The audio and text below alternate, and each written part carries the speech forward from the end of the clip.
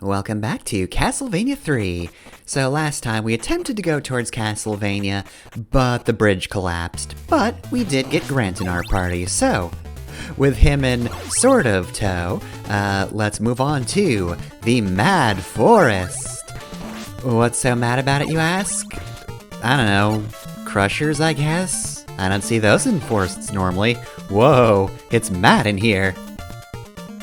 Anyway, so now that we're in the Mad Forest, with the introduction of a particular type of enemy that should be coming up soon, no, that's just a normal bone-throwing skeleton. Okay, skeleton with a whip. He'll try to whip you. How do you like it, Trevor? However, this just makes me think of the Castlevania 3 manual, which I want to talk about bits and pieces of. Here, today, we'll talk about the last pages of it, with Count Dracula's cast of evil characters. There are an unknown number of evil characters lying in wait in every part of this cursed adventure. Only a few of them have ever been seen by the human eye. The rest of the undead remain shrouded in a veil of mystery. A sample of these assorted evils include Bad Bat, Skeleton Dragon, Frankenstein, no, Pillar of Bones, and the Gates of Death, who should be on the Good Faces Twitter.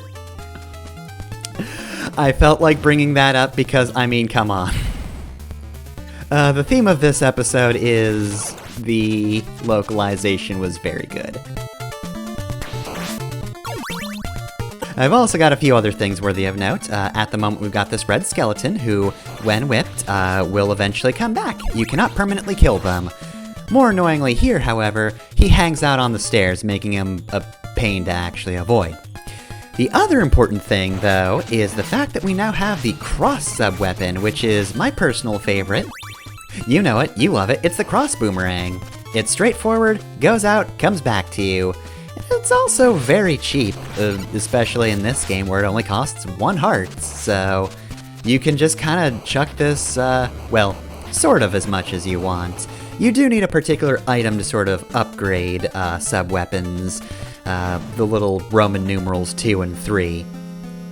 Enough about that, though. We have another path split here. Unlike the first one, however, this actually matters insofar as, like, how you progress through the game. So Trevor's going to be separating from Grant here and taking the top path. So yeah, the first one of course was optional, you didn't have to go through it, and if you did go through it, then you got Grant, and then you had to go back to this stage anyway. Had to return to the Mad Forest. However, yeah, this one just completely changes where you go throughout the game, as well as a couple of other character choices. Okay, now we can throw more crosses, though I usually don't need to throw too many, 'cause I'm just that good of a shot. I should also mention another thing from the manual. There are various item names, and they're all dumb. The sub-weapon upgrades, 2 and 3 respectively, are called, in the English manual, Double Trouble and Triple Threats. Why? I don't know. Anyway, Trevor and Grant can both use these items, and they just increase the number of sub-weapons you can use at a time, which is pretty useful, especially if you don't have great aim or there are just a lot of enemies. Look, it's good for correction, but also, what if a bunch of guys are just being jerks? Say some gangstas dissing your fly girl. Anyway, right here I decided to despawn that spider's projectile because the real danger here is just the fact that you need to climb the stairs while avoiding projectiles, and that's really not easy. To be honest, I feel like stairs in Castlevania 3 are like the biggest source of difficulty in just about any level. If it's a very hard level, it's probably difficult because there's some stairs bullshit. Anyway, here's the Cyclops, he's got a hammer.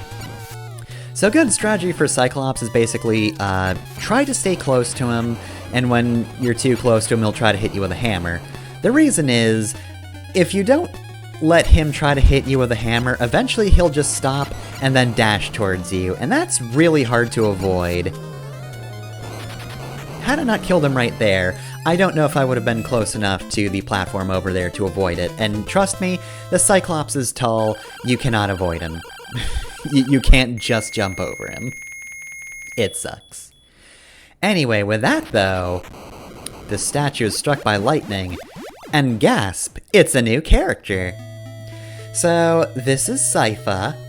I'm not going to play coy about Sypha because they tried to pull a Samus Aran with her, where the manual and most of the text in this game refer to Sypha as a him, but the animated series is out, we all know Sypha's a woman, except for, I will mention, the most dude bro ass walkthrough I think I've ever read. Like, when I was going through walkthroughs for Castlevania 3, it's just, I think like the fucking second one on GameFAQs is just the most dude bro walkthrough.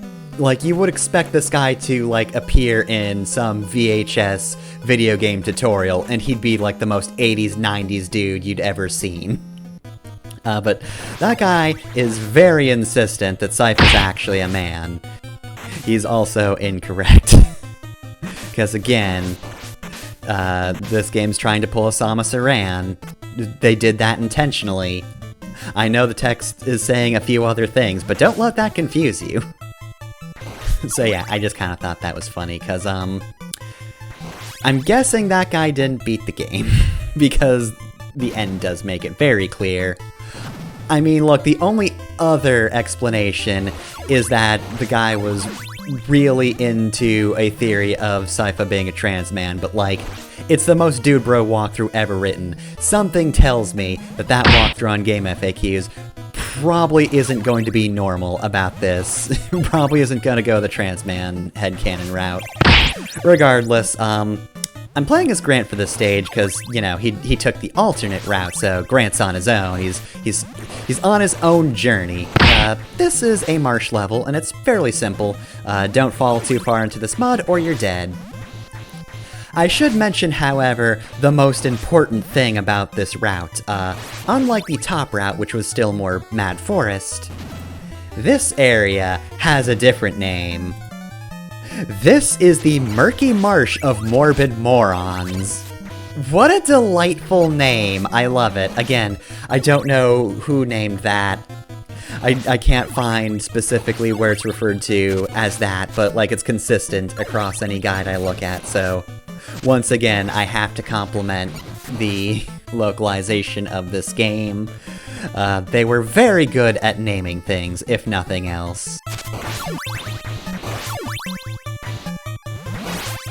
So, yeah, I typically keep an axe on Grant, but honestly, the dagger isn't a bad sub-weapon for him, especially in the stage. A lot of his targets are just straight ahead of him in the bog, so you probably just want to toss a knife. It's just a shame he doesn't just have that as his default weapon that he gets for free, but whatever. Anyway, here's a big bat. Kill it easily. It splits into smaller bats to try and get you like that, but I just asked them all a question, and they did vanish in a second. And so next time on Castlevania 3, Grant's gonna walk through valleys crying pumpkin in the alley, I guess. I feel like out of anybody he would do that.